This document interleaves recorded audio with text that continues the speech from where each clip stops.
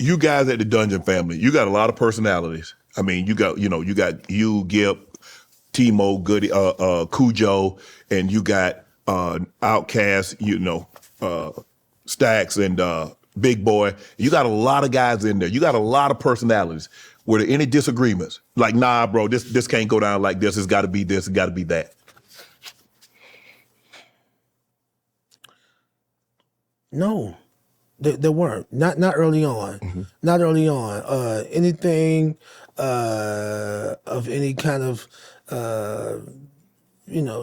disagreement or something creative. I think all that stuff was kind of hashed out pretty civilly. Right. Because we had a production team, a production troupe. So we not only had Rico Way, we had Sleepy Brown, he had Ray Murray, and they were like the three wise men pretty much. Right. You know what I mean? And as far as OutKast album was concerned, they were geared and they had a specific goal that they were trying to, accomplish, and they did it. I think that's the best album of them all. Even though like Soul Food and albums to come, they also were heralded as classics as well. But the first one to really nail it, and cement a place that we could all kind of like grow from. Nothing better than that first album, I believe. And I think it was as good because we all were involved. We all were involved equally. No egos, no entitlements, just hunger and solidarity. You know what I'm saying? Like teamwork, brotherhood, family, and those things do subside with success and space and time and priority. Yes. And then ego and entitlement and indifference, those things become more and more irreconcilable. You know what I mean? Like as we become adults and become fathers and heads of households and things of that nature. You know what I mean? Like, and so, but those are just natural developments, I think. Evolution. And then it becomes work to try to stay together. Yes. You know what I mean? Yes. And it shouldn't be that hard. You're like, man, it shouldn't be this hard. You're not even thinking about it when we're young. And it's the only option that we have. But when your options open up to you, it's like you have to decide that you're going to stay down with something. You know what I mean? Future was also a part of the Dungeon family, right? Yes. Did you know Future would be Future? He got the perfect name. Well, that wasn't his name at first, though, was it? It was Meathead. Yeah, he had to change that. Well, he was Meathead, and my childhood nickname was Chickenhead.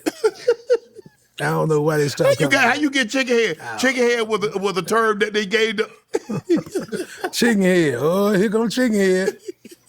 Take your chain.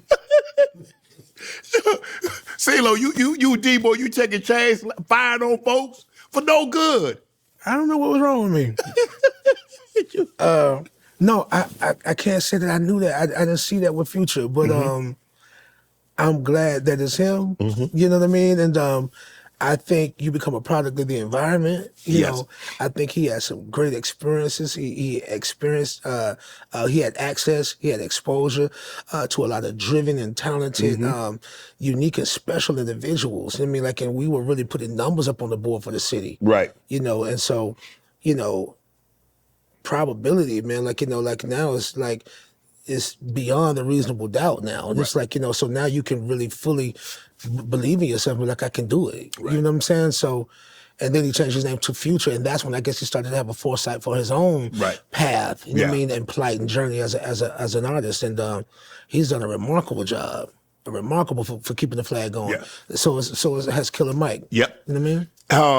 How many guys at the Dungeon family, at the house, how many people stayed in the house on a given night or at a given time? 13, 14. How many bedrooms at the house? 2. Damn. So we were all sleeping on the floor. So it would be me, Mon, what's up, Mon? Dre, Big, Sugar Bear. It just depends on whoever decided not to go home that night. But it was a stack of dirty, funky blankets, and we just slept on the wood floor, them dirty mattresses. Sometimes we didn't bathe for weeks. I ain't gonna say weeks, but maybe a week. Because I still have my aunt's place, but like if I went over there, I just lock in. I'm gonna just stay for the week, Right. Because you might only have access for that one ride over there, Right. And then you stuck to somebody can come back Come and get get you. you. I mean, Yeah. that's kind of what it was. But we were kids, man. I was 17 years old, Right. Yeah. Did you purchase that house? Do you? So I got the second dungeon. Big Boy went and repurchased the first dungeon. Yeah. Now this is the one where the 13 of us were there. Right. So he's got that, and now it's an Airbnb. People can go and visit it. It's a landmark. It needs one of those historic, Yeah. titles on it, because we definitely Some made greatness history. came back. Absolutely. But the secondary house, we call it the White House. It's on the south side of town, Right. in my neighborhood, and my sister's a realtor, and we had just kind of found that it was on the market, and I was like, wow, I had to get it. You know what I Right. mean? Because I didn't want anybody else to have it. Right. And at the time, I just felt like I was salvaging, legacy. You know what I mean? And to be honest, that secondary house, we didn't even do a lot of stuff. Some things Right. were recorded there. Right. The Dungeon family second generation, they were there mainly because by this time our careers were already launched. Yeah. We gone. Doing your own thing. You know what I'm saying? And then we getting married and having Yeah. kids and raising families and stuff like that. But to save that house and have it and be able to present it back to Rico Wade as a gift had been my intention. You know what I mean? And he passed not long after that. Yeah. Is it true that Tupac wanted to be a part of the Dungeon family of Goody Mob? It is true. It's true. I think because, if people are Tupac fans, his earlier narratives were positive, pro-black, revolutionary. Yep. And that's what we was on. That's the type of time that we were on. Like, again, when I say we really wanted to make the ancestors proud, the ancestors, the hierarchy of this city, whether that be Mayor, Andrew Jackson, Ralph David Abernathy, Martin Luther King. I mean, we were touched, by the work that they had done. Right. You know what I'm saying? We wanted to honor it, as best we could. So, yeah, he saw that in us. And when he was in jail, I think he just kind of really needed somebody who he felt like he could relate to and could come to it and didn't want nothing from him, but just had love and shelter. I mean, like in family, So, yeah, that's true. Wow. At the Source Awards, the Source Awards when OutKast got booed and Dre said, man, the South got something to say. What went through your mind? Because this was the first time that Southern rap had arrived. Yeah. And from that point on, Southern rap was here to stay.